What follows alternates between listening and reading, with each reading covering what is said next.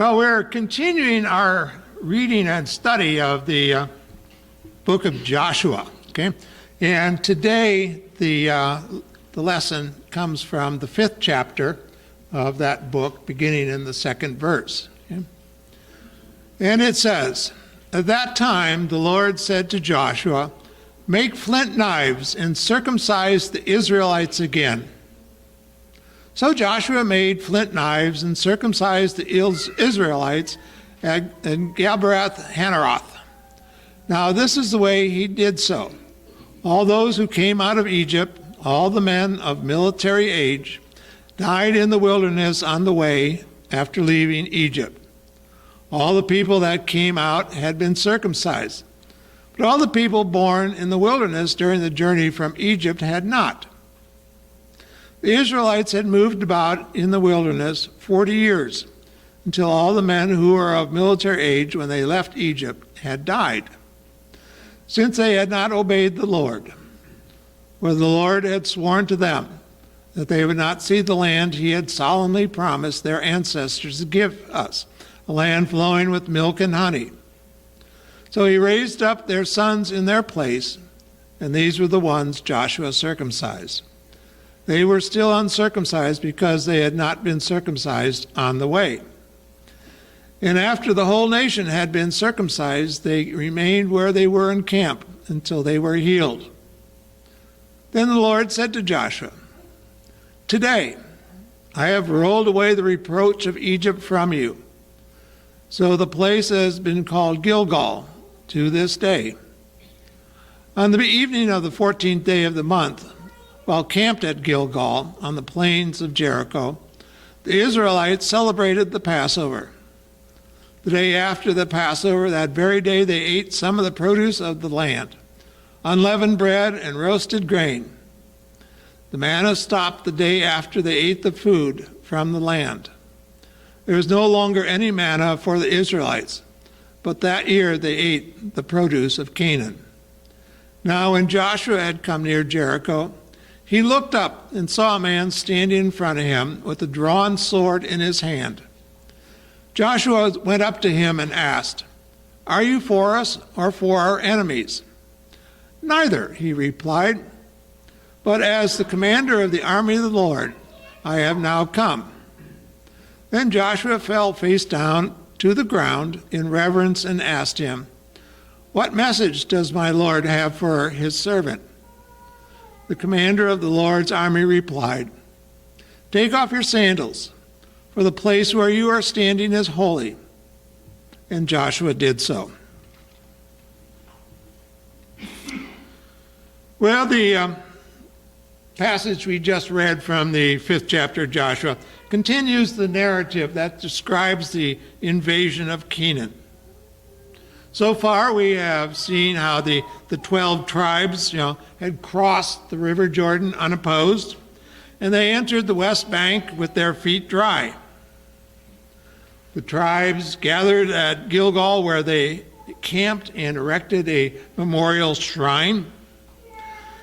So the army was in a physical position, to break out of this bridgehead and enter the land of Canaan that God had promised to them. But before they could launch this attack, there were some important things that they had to take care of. Okay? Now we know from what we have read already in Joshua and from what we know from previous times from studying the book of Exodus, that this trek from Egypt to the Promised Land not only took a long time, but it was a very difficult journey for all parties concerned. There was whining and complaining. There were doubts raised and even on the verge of insurrection. Many times God had lost his patience with the Israelites, and even considered abandoning them to their own fate. But God settled for one proclamation. He said, all you whiners and complainers, all of you who have doubted my ability and willingness to take care of you, you're not going to see the promised land. that will be given to your children. Yeah. But the men, the children of the whiners and complainers, who had been born during this trek or had come out of Egypt as infants or small children, they had not been circumcised. Perhaps, it was a sign of how bad things had gotten. Perhaps it was due to exhausted, indifference. Perhaps it was intentional. We don't know. But there was a problem associated with that. And to see what that problem is, we have to go back in our story, several centuries. Back to the time when God, for reasons known only to God, decided he was going to take this one inconsequential nation, people that would be called the Israelites, and bestow upon them a great and valuable honor.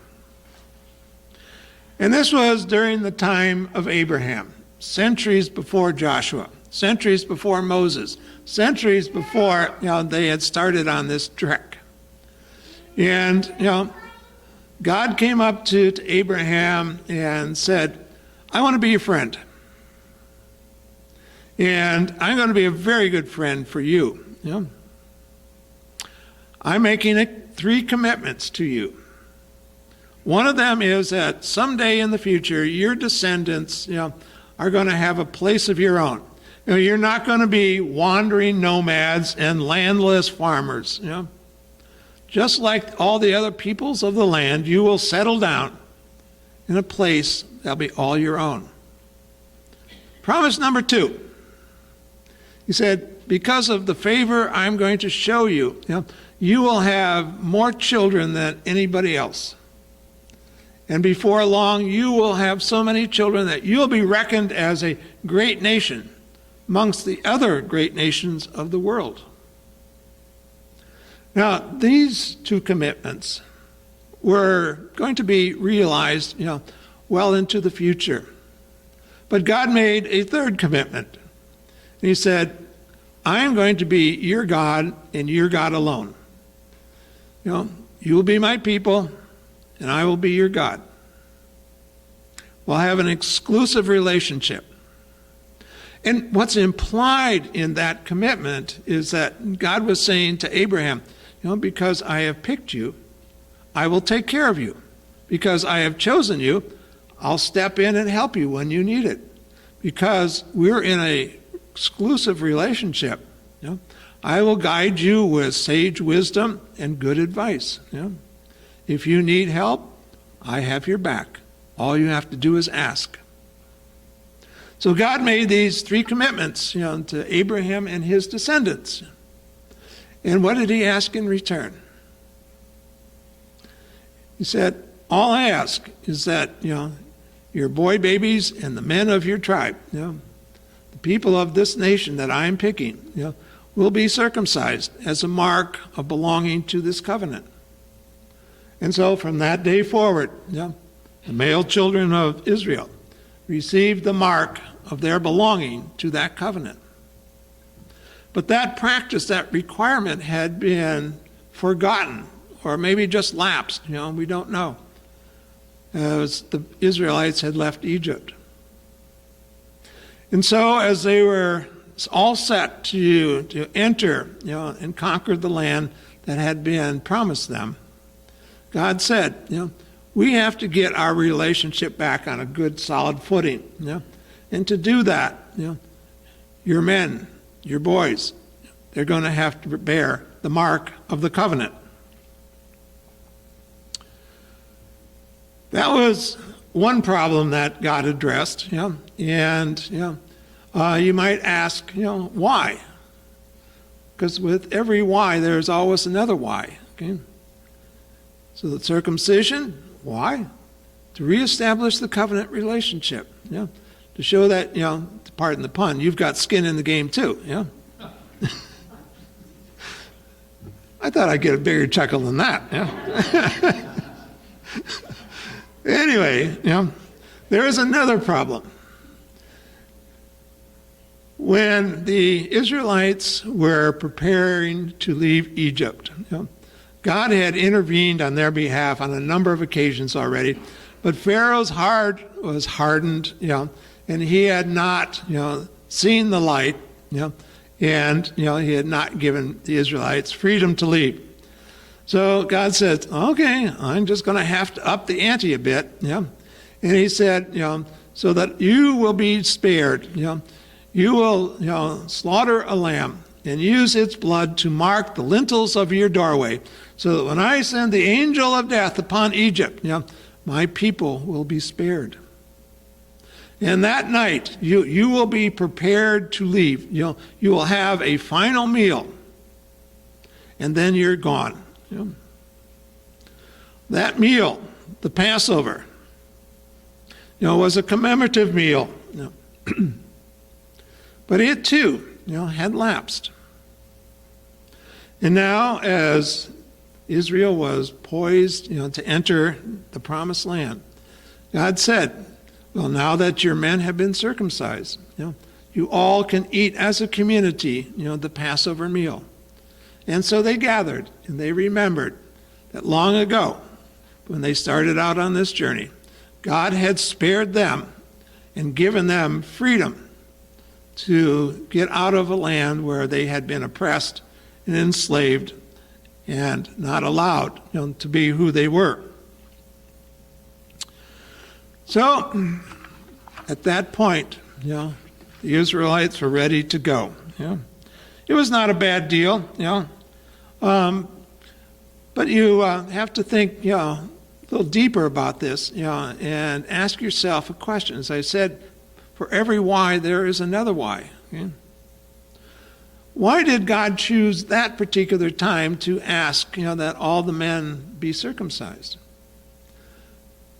The place where they are camped at Gilgal was not that far distant from Jericho. I mean, it was less than a day's walk. And, on the 8th day, when normally the Israelite babies were circumcised, the pain of that operation was not so intense. But it's a major pain when it happens to an adult. So if the whole Israelite army, was incapacitated by circumcision, they would have been very vulnerable to a counterattack by the Canaanites in Jericho. But God saw to it, that they were safe. He protected them, and there was no counterattack. Nothing that put them at risk.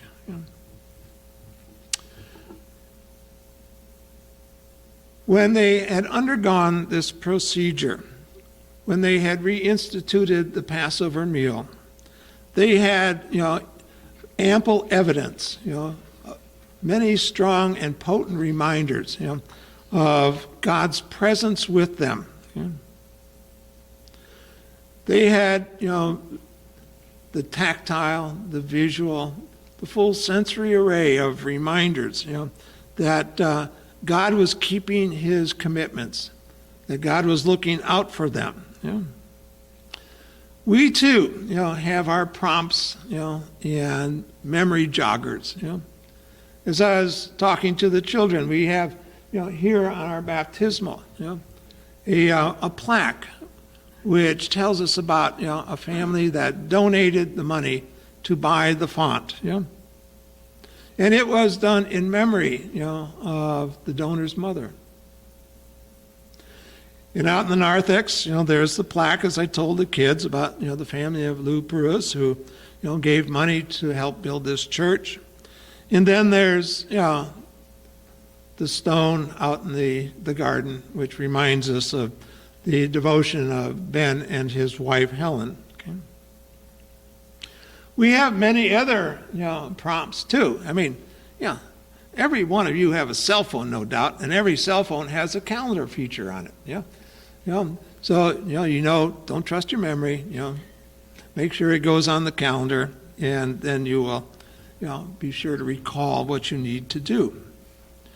We have calendars which tell us, when it's Christmas and we can celebrate the birth of Jesus. We have calendars that tell us when it's the 4th of July, so we can recall the day of our independence. We have, calendars which remind us, of birthdays and anniversaries. Yeah. In fact, we're going to celebrate the birthdays and anniversaries this day. It's the last Sunday of the month.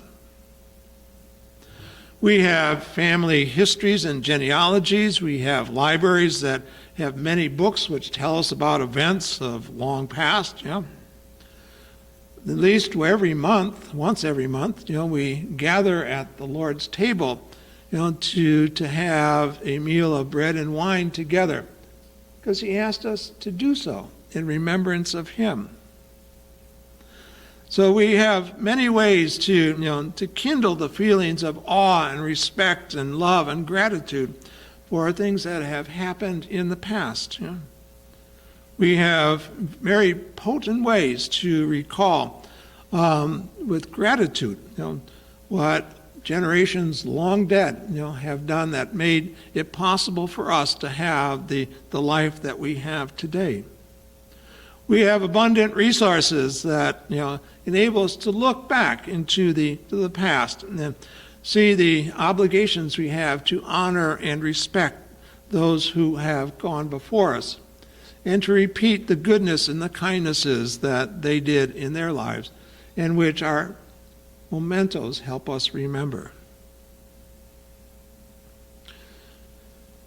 The relative distance which exists between learning about what has happened long ago and then trying to figure out what will happen in the future, is no small problem. When we're honest, it's we have to admit that it's easier to go back and recall what happened long ago and use that as the template for what we do in the future. I'll give you one of many examples. In daily conversation, how many of you have used the words thee and thou? Come on, be honest. Anybody? I don't think so. Okay. But, every Sunday, there hardly a Sunday goes by, where we don't sing a song which has thee and thou in it, It's a lot easier to do things that we already know how to do than to learn something new. Something as complicated, and perverse as learning new music,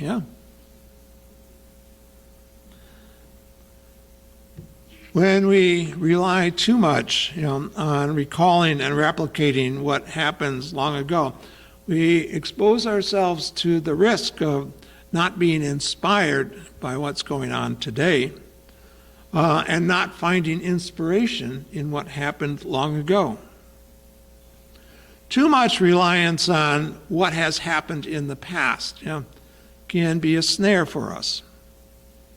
But there's equal danger at the other end of the spectrum, and that's when history is ignored.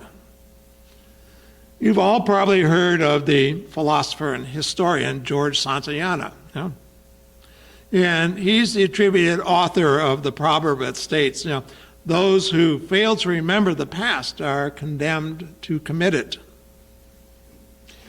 I think that's true, even though it's a rather gloomy observation, But we all know people who poo-poo history and say, it's not worth, educating our kids in what happened, centuries ago.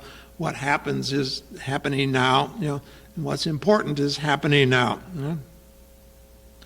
All that matters to them is that the 4th of July is an occasion for them to spend tons of money up into the sky and watching booms and bombs, They probably don't understand or remember the events behind which gave rise to the song that we sing, about rockets' red glare and bombs bursting in air. For people who don't know their history, sending up those rockets and watching those bombs explode is just a lot of fun. Oh, it is too. Such people are hypo-historical. And they're likely to be condemned, as Santayana said, to repeat avoidable mistakes.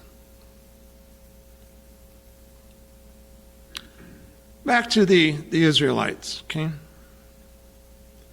They never had a place of their own in the past. They were wanderers. They were itinerants.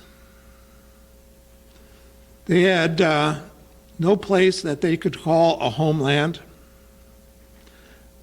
They had had an IOU, but they didn't have a deed.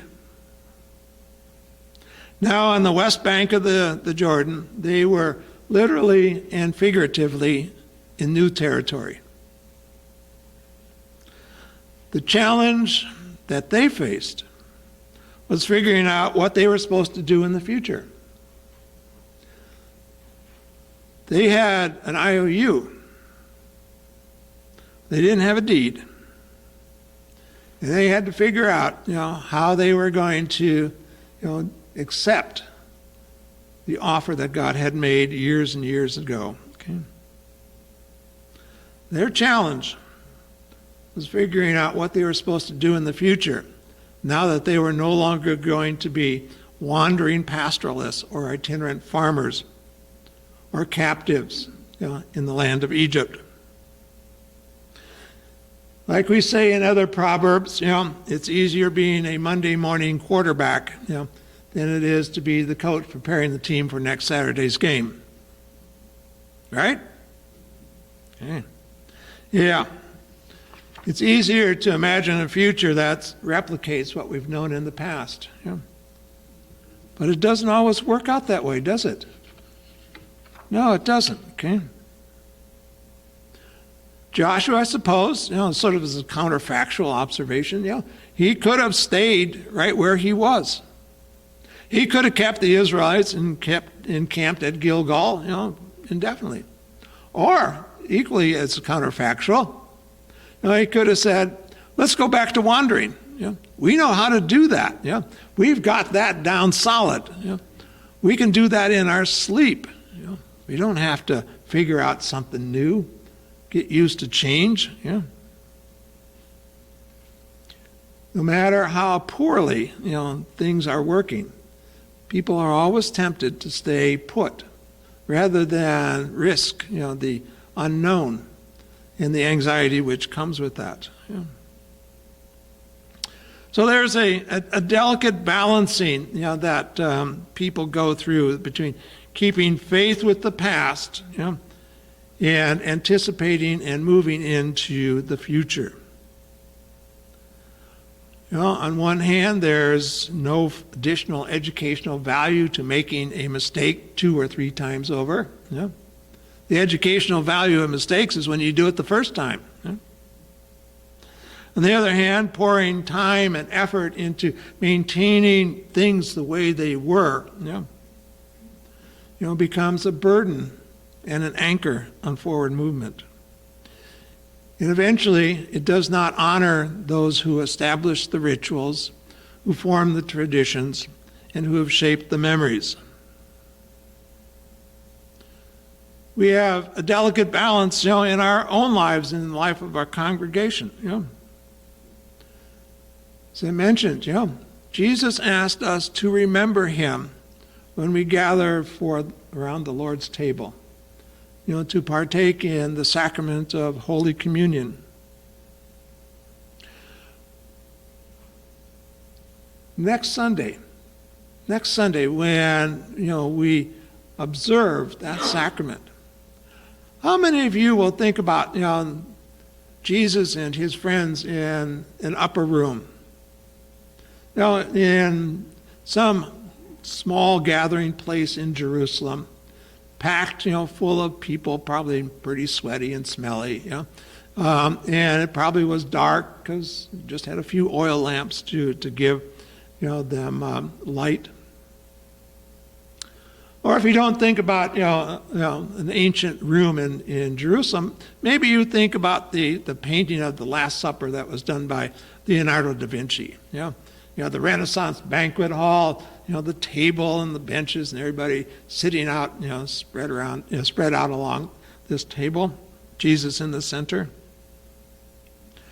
In that image, there's a lot of light, and there's no crowding, and, it looks fairly comfortable. But if our mental images of the Lord's Supper, are shaped by the images of what it might have been like, when Jesus was with his friends, or what it was like as Leonardo da Vinci remembers it, that's history. That's history. We don't live in rooms which are lit with oil lamps. We don't have Renaissance banquet halls. And at least for me, when I am restricting my imagination to those types of events, there's not a lot of Jesus present. But try imagining something else. Imagine yourself, it's lunchtime, and you're in a line at a taco wagon. And there's a person ahead of you, who has just ordered 3 tacos, and it's your turn, and you too ordered 3 tacos, And there's 2 places left at the picnic bench where the 2 of you can sit and eat your meal. If you imagine, that this is a meal where the Lord is present, it becomes a holy meal. Or think of, another scenario. You're in your home.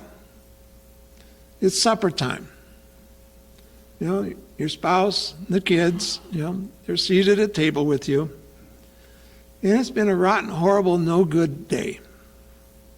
People are on edge, they're irritable, they're grouchy, and they don't try and contain it. But imagine asking them to say, we have a guest with us tonight. And that is Jesus, who is present at this meal because, he's present at every meal. And all we have to do is remember that and acknowledge it. And this meal stops being a time of complaining and whining. It becomes a time, when we celebrate the presence of Jesus with us as we break bread and have our dinner together. We all create images in our mind, of what it might have been like or what it could be like. Then we have to ask ourselves, which image, which mental picture, which remembrance that we conjure up, which of them brings us closer to God?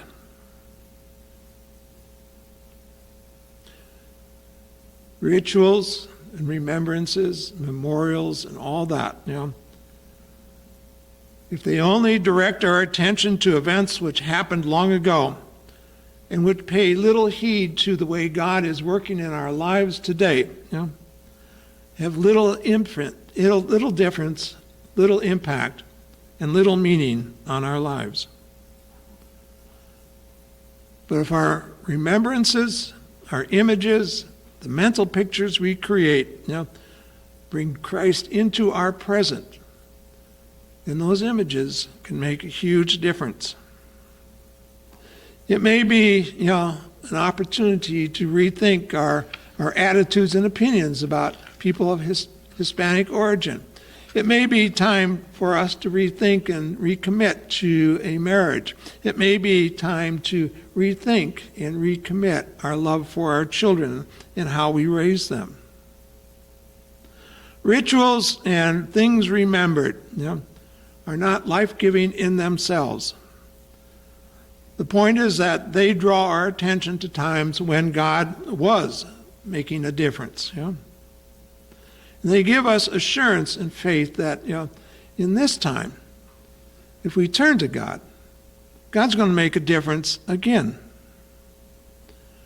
And if we pay heed to the urging of the Spirit, we begin to wonder, how God will step in and direct and shape our future. Rituals and memories and history, whether it be of the 40 years of this congregation, 40 years of wandering in the wilderness, rituals and remember history will be life-sustaining, provided they draw us closer to God and to one another. So I'm going to close with a quotation. It comes from the book of Joshua, farther into it than we read today. But he issued a challenge to his people. And he said, "But if serving the Lord seems undesirable to you, then choose for yourselves this day whom you will serve. Whether the gods of your ancestors you served beyond the Euphrates, or the gods of the Amorites, on whose land you are living. But as for me and my household, I will serve the Lord." Amen.